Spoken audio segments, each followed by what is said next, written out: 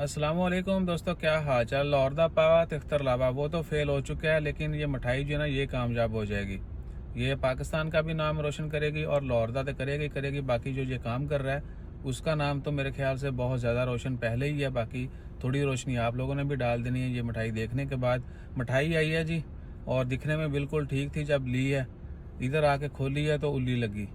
सही है ना, जिदा किस्मत कणियां पाई होंदियां ने, मिठाई नूं उल्ली लगी निकली। बाकी आप वीडियो देखें और आपसे रिक्वेस्ट है, कभी भी कहीं से कोई भी चीज़ लें, स्पेशली जो आपने किसी को गिफ्ट करनी हो तो मेक श्योर कर लें कि वो फ्रेश है। आप बार बार शॉपकीपर से पूछें कि ये ठीक है ना, साफ़ सुथरी है ना, ख़राब तो नहीं होगी। ये ना हो कि आओ कल शाम को ली है, सुबह इधर आके खोली है तो ख़राब।